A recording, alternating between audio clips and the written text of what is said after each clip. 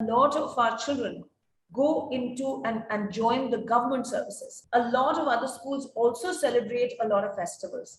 But we celebrate a lot of milestones that the army has done. So log namaste bolte hain, good morning bolte hain, or whatever. A lot of children will say all that also to you or whatever. But I think Jai Hind just comes naturally to everybody.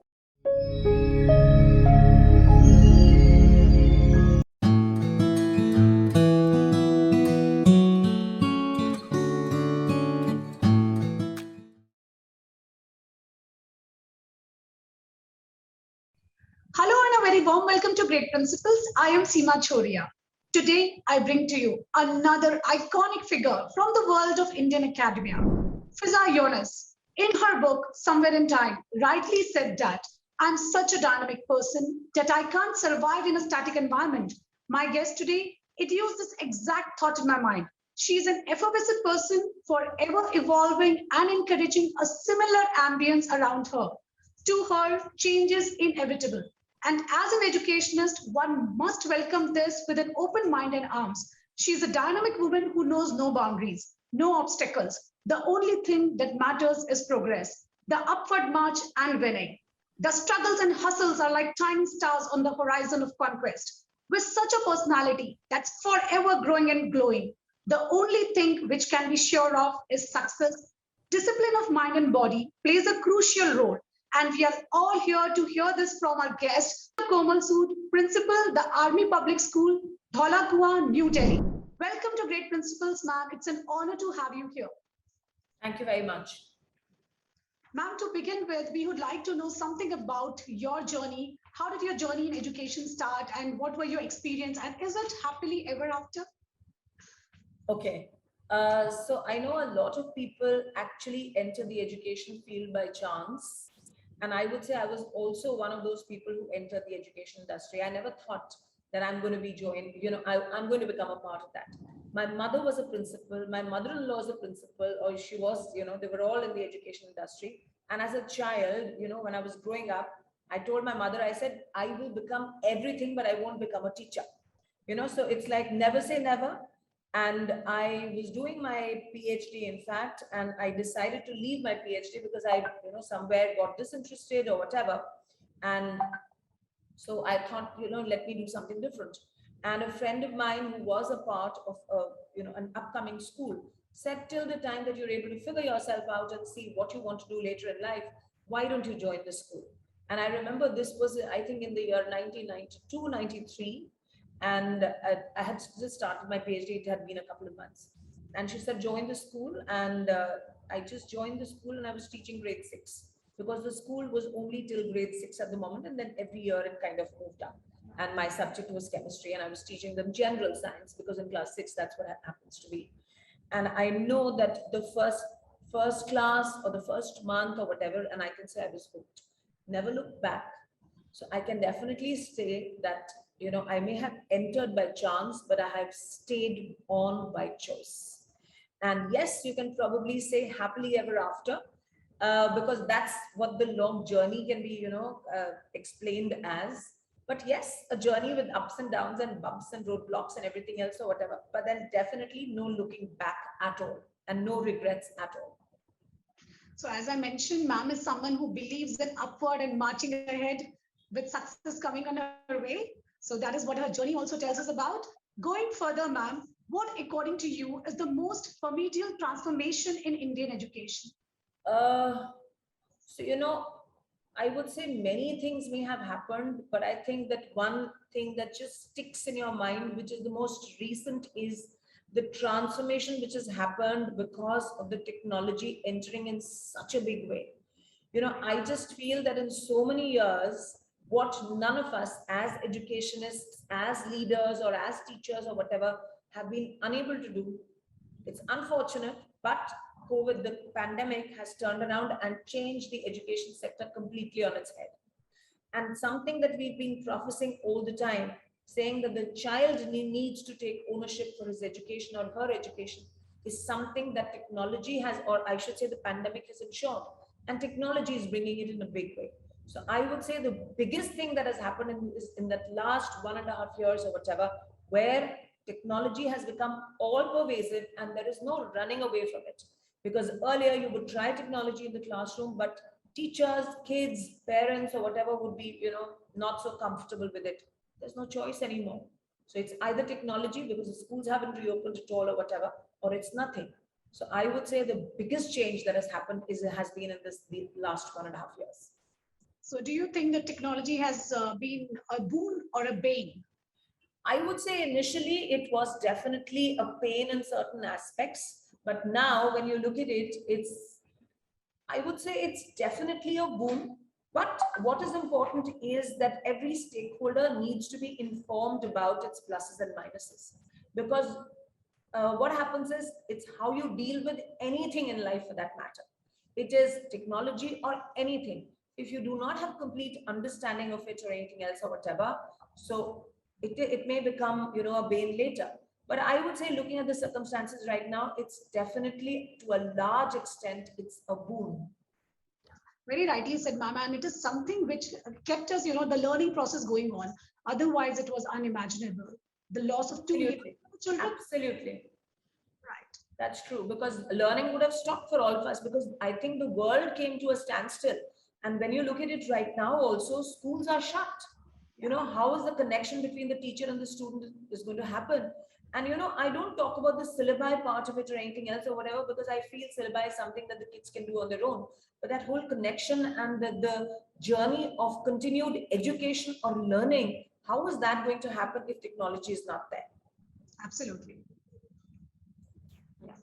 Yeah. Absolutely, ma'am. Yes, very true. Can't imagine without technology now, and technology is forever going to stay with us. So, as ma'am rightly said, for all the stakeholders, it's very much required that we should be aware of both the sides, the ups and downs of technology. So, going ahead, ma'am, your journey as the head of a renowned army public school is surely full of, a lot of anecdotes of the alumni that have made our country proud. So, would you please talk to us about these celebrities? See, when we talk about celebrities or anything else or whatever, every child for us is the same, and every parent is the same, irrespective of what position they are at. But when you look at the alumni, you look at a very illustrious list of alumni that has come out of the Army Public School, and I would say we're extremely proud of each and every individual, because every individual would have made a name for herself or himself. But there are some who the world now knows of, because they've done the country proud or whatever. But as far as we are concerned, each and every child of ours has done us proud. But just to take certain names, I would just say that the Olympics have just got over. And it's not important, whether you win a medal or not. But as far as from the school's perspective is concerned, we had one of our students who in fact passed out in 2019, who was representing India in golf. So Diksha Dagar was a part of the Indian team that went there and represented the country. So I would say for a young girl who's just passed out of school, managing to reach those heights and even representing the country is a big thing. So I would say, so we are so very proud of her. When you look at a lot of other illustrious people, there are lawyers, there are judges, there are civil servants. In fact, we take pride in the fact that a lot of our children go into and join the government services, whether it's in the form of civil services, whether it's the IPS, the IAS, the IFS or whatever, and later become collectors or SDMs or anything else or whatever. There are also a lot of people who end up joining the armed forces. So, as opposed to a lot of other schools that turn around and say that, my child became a CEO or did this or anything else or whatever, to join the private sector. And no offense meant to them or whatever, because they are also in their small way, or I would say in a large way, contributing to the growth of the country. But, a lot of children from a lot of regular schools do not end up joining the government or joining, doing something really valid for the country. Whereas we have a lot of our children, in fact, we have a whole martyrs gallery over here, and we take pride in the fact that a lot of our alumni were a part of the Kargil war and have either, won medals or anything else or whatever, post their martyrdom, or even, and God save them from every evil and every whatever. They have managed to get all those awards and everything else while they're still serving. So I would say these two parts of the country, or the, I would say the civil services and the armed forces or whatever, we have a large number of students going and joining these services, which we are very proud of. Certainly, ma'am. And to all my viewers, Diksha Dagar was, I think, a special child. She was That's hearing, right. she had hearing impairment. That's right. That's So right. truly is a very pride feeling. And as man mentioned that her alumni comprises of illustrious personality. Just to give you a glimpse, I would like to name a few here. Captain Umang Bhardwaj, he's Shaurya Chakra. Captain Anuj Nair, Mahavir Chakra. Then we have Sunil Chetri, Captain Indian National Football Team. Chetan Bhagat, author. Manisha Koirala, actor. Swimmer. Arjun Awardee Banu Sachdeva is a swimmer. Hitachi Bakshi, another golfer from the same school, and the list goes on. And as ma'am mentioned, every student over there is a celebrity. So a wonderful school which definitely inculcates a lot of patriotism and take pride in your country feeling. That's right. And to even salute to the parents, it really take a big heart, to give your loved one for the nation. It's not easy. In fact, if you've been reading the news or whatever, now the government has given permission for girls to join the NBA. And I know my girls were just waiting for it, because earlier they were looking at the Air Force, or they're looking at, the other allied services or whatever. But right now, I know there's so much excitement amongst the girls, because now they are going to be getting a chance to, clear the NBA exam and becoming a part of the Indian Army. So now we have Bharat Ki Beti doing something for Bharat. So great. Absolutely. And our betis are, just waiting to do at the best of their capabilities. So we are going to see many more names of our girls joining in. So going ahead, ma'am, I was deeply affected, when we were having a conversation earlier about the way you mentioned the celebration of Kargil Divas and its relevance to your school as an educationist. So I would like to ask you, ma'am, how do you inspire students to value the sacrifices of our soldiers and martyrs? See, when you look at, I don't know, when you enter the school, the reason being that it's an army school, suddenly I just feel that a child who was slouching outside the school, the moment he enters, we turn around and say, Hawa badalti hai, or whatever. And suddenly the child has his shoulders straight and everything else, and he walks inside because he now knows that he's a part of the army school. I would also say a lot of civilians want to put their children here because they, it's just like just seeing the board outside and the army there, the red color of the army and everything else. I think that's the first part of getting inspired. And that's how you're entering the school. Where we have our school office is where we have our martyrs gallery. You have the names of all the children who became martyrs in the Kargil war, with the year in which they passed out of school. So you're looking at 99, 98 or whatever, the names, what stream they were in or whatever, and what kind of a medal, what did they do, which, in the Kargil war or whatever, that's very prominently displayed. So every child who is walking into school, whether as a new admission, whether as an old student or whatever, is passing through that gallery. And the moment you pass through the gallery, and every time I pass through the gallery, I get gooseflash, because you look at those children, and they were children, they were very young when they actually lost their lives in the Kargil war. So I just feel that, just passing through the gallery makes an impact. In addition to that, when you're looking at celebrations or anything else, a lot of other schools also celebrate a lot of festivals, but we celebrate a lot of milestones that the army has done, which a lot of other schools wouldn't be doing. So when you talk about the Kargil Divas, a lot of regular civilian schools wouldn't even know the date as far as the Kargil, the day is concerned. But when you talk about our children, they will write, so they will start preparations for all the Kargil Divas or whatever. In addition to this, they're very aware of the fact that their Jawans and all those people are there at the borders and everything else. So there's Rakhi, there's Bhai Dooj or anything else or whatever. They are going to make those Rakhis. They are going to send it to people on the border or whatever. So they do all these things. And as luck would have it, even when you're looking at, let's say, a Diwali coming in, they do their contributions and everything else, and all that goes to the borders. And it's a voluntary thing because the school doesn't say that, but we've got a social service club where the kids get together, motivate all the other kids or whatever, and then collect all this material and it's sent to the borders to all these people. And they make those Happy Diwali cards and everything else or whatever. And like I said, as luck would have it, and they write their names at the bottom. The Happy Diwali card went to the parent of the child who had made the card. Because a lot of our children are here with their mothers and their fathers are posted all across. For good education, these are the kind of sacrifices that the mums make, where they stay away from their husbands, even if they are in an area where children and families are allowed, because they realize being in Delhi has its, advantages. So they will stay here, the mum stays here or whatever, and the father could be posted anywhere. And in certain cases, I would say the father is posted in a non-field station or whatever, and he's there on the borders. And it's important that, because they are there serving the country.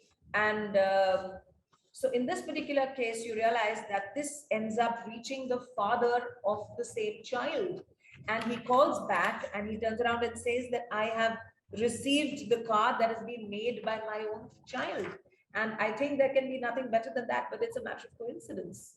So, so every occasion, the, the first thing, or I would say the most important thing in their minds are definitely the people who are making all those sacrifices for them. So they do not leave them behind in their celebrations or anything else that happens in school. So whether it's in the form of cards, whether it's in the form of messages, whether it's in the form of even chocolates or foodstuffs or anything else or whatever that they distribute to everybody. I was actually, my heart was racing very fast when you were talking about the corridor that you mentioned. And I'm sure, ma'am, the children of your school must be greeting you with Jai Hind rather than good morning every day. Absolutely. So, we end with a Jai Hind. When the kids meet you, they say Jai Hind or whatever. So it's become like an involuntary thing. So, log namaste bolte hain, good morning bolte hain or whatever. A lot of children will say all that also to you or whatever. But I think Jai Hind just comes naturally to everybody. Absolutely. So, even these celebration becomes like Kargil Divas become important in these schools because their maximum children are from the families, those who have devoted their whole lives for the country. So the feelings, are also the family plays a very vital role in inculcating that feeling for the country. So going ahead, taking this conversation forward, ma'am, you endorses and promote leadership to attain true liberty, whether it is for socio-economical or emotional purposes. So make everyone a leader is your motto. And here I would like to know from you, how can we attain a transformational leaders? See, we all have to remember that there is no specific training that goes into becoming a leader. It's what children see, what they observe around you all the time is what they inculcate, whether it's coming in the 18 hours from the family or whether it's coming in the 6 hours that they are spending time in school. If we turn around and say tomorrow we're going to be running a program for leadership or whatever, and day after you're going to become a perfect leader, that's not going to happen. Right. But I will talk about a couple of things that the school actually does. So it's important that your teachers are and everybody else, and whether it's the teachers, whether it's the guards outside, whether it's the classroom employees or everybody else or whatever, they have to become perfect role models for your children. It's also important how we address, let's say, the class for employees or whatever, because the children will see the same. Because when you become a leader, the more pompous you're going to become, the worse it is for you. So that humility needs to stay. So we make sure that everybody gets addressed as a bhaiya or a didi or anybody else or whatever, so that our children see the same, and that's how they end up addressing people. See, in addition to that, when you look at celebrating all these things, you're also giving your children an opportunity to perform, go up on stage, do certain things, go out into the world, speak, all kinds of things. So in addition to the regular competitions or anything else, because you've added all these special occasions into it, the children are getting, I would say, double the opportunity to actually perform and go up on stage and do certain things. And that is exactly because what is leadership about? It's about communicating well or whatever. So obviously through all these kinds of things, the communication part becomes better. I will also talk about a specific event that the school has done in fact, I got over yesterday, which no school in the country has done till now. And I'm not saying that it is our novel concept, but I would definitely say we've been inspired by, it's called as an ethics goal. Because ethics and morals is something which is paramount when you're looking at leadership or even for that matter in general life. And we realize there has definitely been a degradation over a period of time. And I don't want to blame the children. I would say we as parents or we as educators have failed somewhere. And that's the reason that the kids do not have the same values that we sometimes take pride in, and we say we have them because our teachers and our parents put them in us. So we took a conscious step and we said, we are going to start a dialogue where the kids talk about ethical dilemmas, where there are no black and whites or whatever. It's a difficult path to tread, but talk about it, have a discussion with the other people, get questioned on why do you have these beliefs or values or whatever. So we did this kind of, and I would say it shouldn't have been a competition, and I'm saying it honestly, but we did it in the form of a competition where children from the other army public schools participated or whatever. And as opposed to a debate where there is one topic which is given, and it could be like, is technology a boon or is it a bane? And somebody speaks for and somebody speaks against. Yesterday, in fact, we had the finals, in fact, and the topics ranged from, talking about, should animal testing or is animal testing ethical? Should they be tested upon? Because ultimately you're harming the animal, but at the cost of saving human beings. So what is the decision that you would end up taking? So, so things like that. We also talk about, there is a certain confidentiality which is there between a counselor or let's say a doctor and a patient. But are there reasons or are there occasions when this confidentiality needs to be breached? So, and what are going to be those reasons and what are going to be those circumstances and everything else? And there was a huge discussion and debate. It's called an ethics bowl. And like I said, it's not our concept, and I will not take credit for it because it originated in the United States of America. But no school in the country till date has done a competition like this. So I would say we are going to be the pioneers because at least we've started the discussion about ethics. And I was just telling my children, because there were so many of them, because participants can be few, but so many other people are hearing and listening to the conversations that are happening.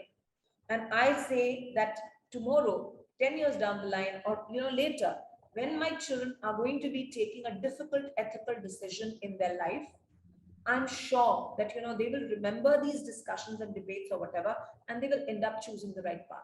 And that is all what leadership is all about. Taking a tough decision, but the right decision at most times. So I would say these are certain ways. Very rightly said, ma'am. At times we need to make tough decisions, and it happens multiple times. Every decision may not be right, especially for the person for whom it's taken. Exactly. But we all have to look at a bigger picture and take the decision. And I also really agree to the point that you mentioned, that it's not the children's faults, it's the faults of us, we the parents, educators. We have failed somewhere in inculcating the ethics. And this wonderful program, I think, should be practiced in every school and must be adopted.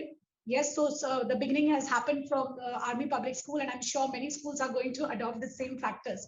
So going ahead, ma'am.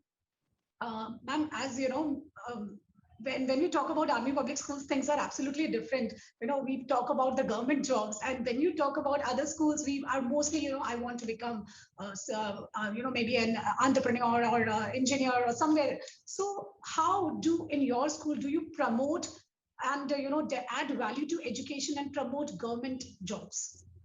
No, see, you don't have to do any kind of promotion or anything else, because the moment you talk about patriotism or giving something back to the country, I think it just comes naturally to the kids, and they have amazing role models in their parents, and they see how hard their parents are working. And so I would say it's an instinctive reaction where the kids think about joining the government, whether it's in the form of civil services or anything else. So I would say we don't have to do anything specifically, but yes, we also have a lot of speakers coming in, talking to the kids and whatever, as a result of which, they're getting inspiration from that. I'm not saying we do not invite people from other fields, but somehow I think there is a certain element of connect that happens between the students. And if you have a senior IPS officer coming in, or you have a senior civil servant coming in, or even, a senior army personnel coming in and talking to the kids, because they're able to identify the language, they're able to identify the anecdotes and everything else or whatever. So I would say it's almost like an instinctive reaction that that's the preferred field that they want to get into. Absolutely, ma'am. And these days you cannot actually hold hands and tell children that you have to do this. It's not their decisions, their choices, and they are very observant. They observe their families, they observe their school, they just they pull in every information around them and make the right decisions. That's right. Yeah. Absolutely. Children have a mind of their own. In fact, I keep telling parents, I said, you need to realize that if you tell children to move in the right direction, they're going to go left. So the best is to just leave them, empower them, and let them make their own decisions. And be there as a guide and a mentor. But if you're going to be enforcing your decisions on the kids or whatever, the further they're going to run from you. So the best is going to be just hear, listen them out, give them your opinions and everything else, and then just let them be. So, ma'am, just share a very important parenting message here with us that it's important to guide your children and respect their decisions also. Don't just always be, forcing them that no, this is right and take this path. When we were children, obviously the avenues were very limited. And the chances, when you would get into a particular field, to turn around and say after 10 years or anything else and say, now I want to switch over, was looked down upon, saying, were you crazy? Why did you get into a field like this or whatever? And there was no opportunity for you to switch over. Now, when you look at people, you've got people in your 30s, you've got people in your 40s, you've got people in your 50s who suddenly take a decision and say, but I've spent 20 years in this field or 30 years in this field, but I don't want to do this anymore. And there are opportunities. And in fact, when you look at organizations like Teach for India, where a lot of people, suddenly realize that, I'm getting burnt out because of a corporate job or anything else for that matter, and let me get into teaching. And there are opportunities available where you go, you get trained and everything else, because that one most important thing that you must have, the passion to teach, is already there. And that's the reason that you're looking at it as a profession. So I would say a lot of people mid-career are changing their paths. People from a corporate job are getting in, becoming chefs. Chefs are getting into something else. So, all that has become prevalent. So I would say, let children make their own mistakes, because there is no time limit as such. Saying if you have to make a decision, do it right now. And if you don't do it right now, whatever, later it won't be possible. So all that is not happening anymore. Let them make their own mistakes. Let them choose their own path. Maybe at 12, they will be uncertain about it. Maybe after college, they'll be uncertain about it. Maybe 5 years, they'll get into a profession, maybe in engineering or medicine. And maybe they'll realize that, this is not my cup of tea. Let them take that decision rather than you telling them. Because otherwise, they're going to regret it and they're going to be unhappy. Empower your children, give them the right values, the right education, right opportunities or whatever, and then leave them to take their own decisions. Be there in case you feel that the child is making a grave error. Then also it's important for you to mentor and find out, and be there instead of just pushing him and telling him to do something that he doesn't want to. Absolutely, ma'am. A very, very powerful message here for all the parents out there. Let children make mistakes, let them fail, let them take risk. These are the building blocks to their success. Absolutely. In fact, you've said something very right. Risk-taking ability in, I would say from our generation, it was very less. Get into a profession, get into a safe profession, stay there or whatever. Progress is only going to happen when you take risks. Going ahead, ma'am, when reforms and achievements go hand in hand, a person feels valued. So tell us one reform you feel is an achievement that adds value to your life. One reform that I would have brought in, or one reform which has generally happened or whatever, or ma'am, a reform which has happened in your life and you think it has added value to it. So obviously, I would say one reform, or I don't want to use the word reform, because it's always changes that you think of or whatever. See, the moment you start telling your people that child is going to be the center of everybody's universe, whether it's the bhaiya who's at the gate, or whether it's the guard, whether it's anybody else or whatever, and the child is going to be the most important person in school or on your, I would say, professional life, I think it brings about a certain change in the outlook of people. So I would say when you're looking at training or anything else for that matter, start from, and when I say the rock bottom, I do not mean it literally in the sense that I don't say that these people are there, but do not leave anybody out. Starting from even people who clean your washrooms, because I would say a washroom in anybody's life is probably the, very, very important and integral part. And if children find a dirty washroom or anything else or whatever, it is a huge issue. So, but similarly, if your children start respecting people who do all these jobs for you, the other person obviously wants to do it for you and keep it clean for you. So do not leave out. So I would say one change or whatever is making sure that we are all part of one community, rather than taking it as if these are these kind of employees, this is their job or anything else or whatever. Think of it as one complete whole. And that is what we profess over here as well. Absolutely, ma'am. Without these help, we cannot imagine our life. And they are someone who are very, very crucial for our life to happen smoothly and for maintaining hygiene around us. Absolutely. So yes, children must need to understand that they need to value everyone's work as, in their own ability as something that creates a value for others. So going Exactly. forward, ma'am, this makes me to reach a very interesting segment of the show, which is called rapid fire round. You have to answer in one word only, ma'am. Perfect. Be We've knowing- all seen our Karan Johar, coffee with Karan, so we're familiar with that. Right, great. So here goes the first question. Who is your favorite author? Malcolm Gladwell, Right. Next question. What is your leisure time activity? watching TV, Tea or coffee? What keeps you going? none, lassi, Lassi, very good. Tell us your favorite cuisine. Thai, Are you a shopping buff? Yes or no? completely. Great. So it was really, really wonderful to know you on this front. Now coming ahead, ma'am, we all look up to someone, for inspiration in our life, someone whose beliefs and ideas we incorporate in our own. So tell us one educator who is your inspiration. My mother. So I would say, I think there isn't anybody bigger or better or whatever, or a better educator than your mother. So my mother happens to be in the education field, but that's secondary. So I've learned a lot from her. But otherwise, I wouldn't say anybody except her. Whatever I've learned today, whatever I am today, or whatever, it's all because of her. In fact, a lot of people say the mannerisms, I look like her and everything else or whatever. So I would say I would want to be the way my mother has been all her life. Absolutely. My mother is the first guru for every child, and she's the one who introduces the world to. So, yes, definitely. Going ahead, ma'am, this brings me to the last question of the show. Ma'am, there are a lot of parents and viewers and, a lot of educators who keep sending us questions. So, this question has come from them. It's called Viewer's Choice Question. We want to know your views on inclusive development. Are we talking of inclusive education?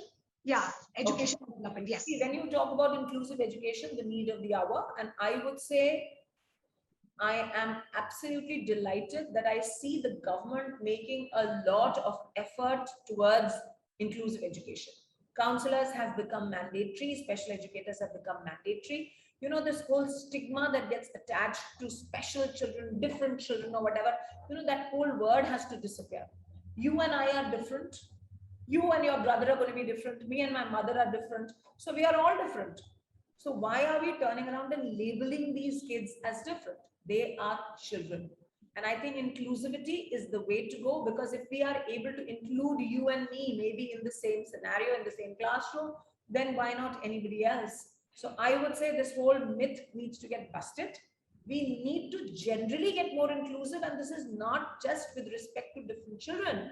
In our own outlook, we need to become inclusive, whether it's children who are fat, whether children who are thin, whether it's children who are dark, whether children who are fair, so inclusivity has to come in every single aspect, rather than just turning around and saying children with different needs or anything else. I think that whole word needs to disappear.